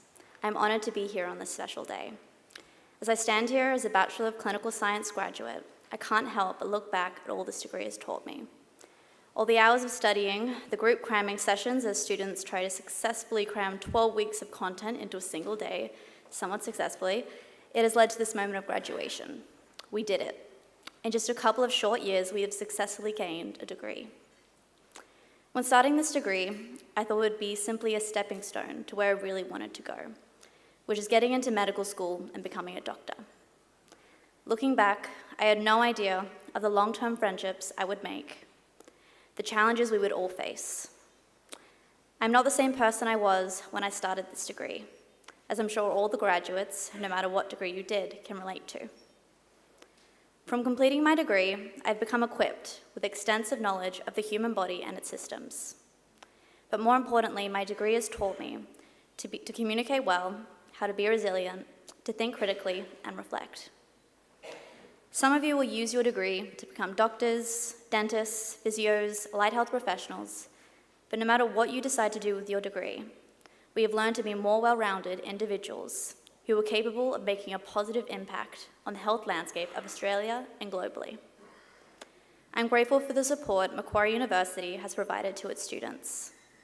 I would not have been able to learn as well as I did were it not for the continuous support from educators that were not only at the top of their fields, but cared for their students. Whilst my degree was a challenge, I'm so grateful for I believe it has equipped me to journey into medical school this year.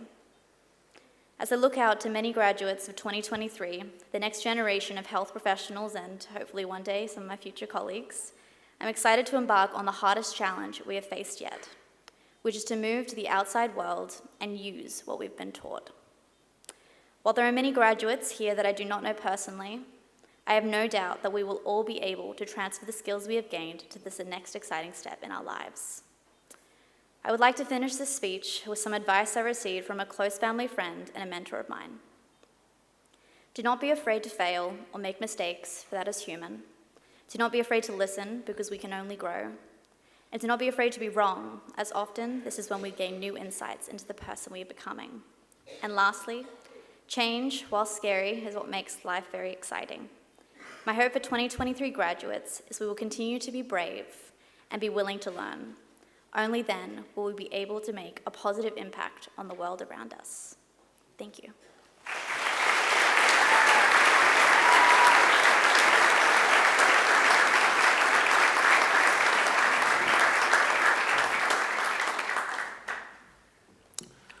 Well, Sophia, thank you very much for contributing to today's ceremony. Congratulations again on your degree. I think she deserves another great round of applause. Thank you.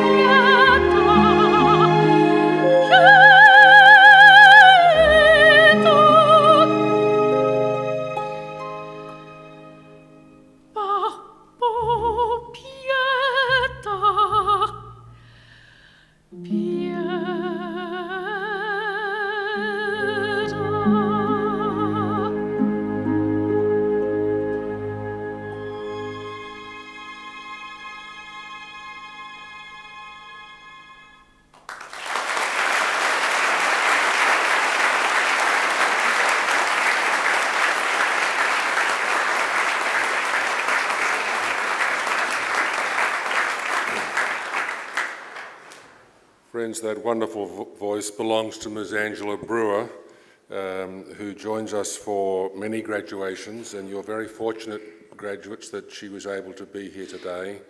Emeritus Chancellor Michael Egan used to say that if Angela could not attend graduation, he would have to sing. That is something I would never offer to do. We're grateful for Angela being here today. Please join me in thanking her again.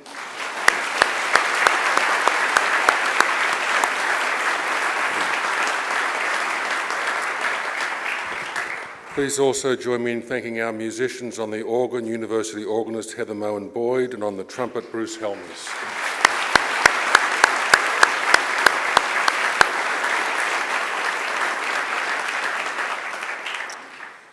I'd also like to take this chance to acknowledge and thank representatives from our alumni community who have generously offered their time to volunteer and ensure today runs smoothly so that we can all celebrate this wonderful occasion. Thank you for being here with us today.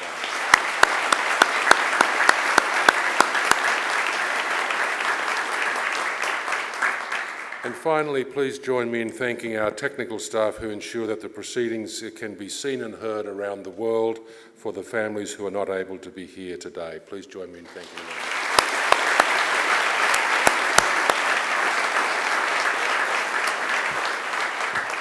Graduates, this ceremony marks a change in your relationship with Macquarie University, but is certainly not the end of your association with us. From today onwards, you are part of that bigger Macquarie University family I referenced earlier, our alumni network spanning around the globe. They welcome you to the fold, and this is the beginning of the rest of your lives. We will look forward, hopefully, to seeing you back on campus, perhaps to attend alumni events, maybe to undertake further study, or to perhaps simply enjoy our beautiful campus and think back on the good times that you've spent here at Macquarie University. Now, graduates, the award of a university degree carries many opportunities and privileges, but I believe it also carries responsibilities. I urge you to commit yourselves to lifelong learning and inquiry. I urge you to set ambitious goals for yourselves. I urge you to continue the hard work that has already brought you so far. At Macquarie, we pride ourselves in developing each and every one of our students into engaged community citizens and leaders. So I urge you to always also give thought to what you might do for others along the way. Sometimes you don't have to do much at all to make a very real difference in someone else's life. Sometimes a kind gesture, a smile, or a kind word can mean the world to another person. I challenge you to continue to exercise sound judgment and initiative, and to always be generous in offering practical advice and wisdom to those you meet on life's journey. My hope is that as Macquarie University graduates, you will use what you have learned here not only for your own benefit and your family's benefit, but also for the betterment of your community near and far. And in all you do, I charge you to uphold the good name of Macquarie University. It is also my great hope that you will always remember the people who have helped you out along the way to get here today, many of whom are with us in the Michael Egan Hall. So to acknowledge their contribution and indeed to thank them for it, I'm going to ask you to do a couple of things. First, I would like all of our new graduates to please stand up. Now I'd like you to place your testaments on your seat behind you and turn around and face your family and friends, and I invite you to give them a mighty round of applause in thanks and gratitude.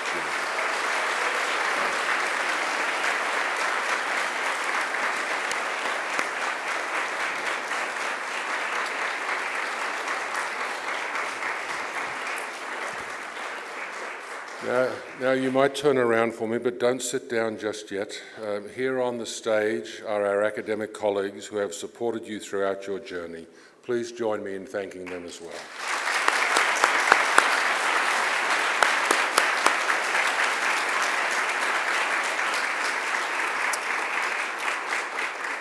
Now, graduates, please do pick up your testament from your seat behind you. I would not like you to leave that behind.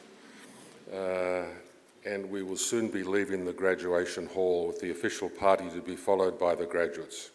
As we do, our university organist will play the traditional recessional music that has been played at graduation ceremonies for centuries.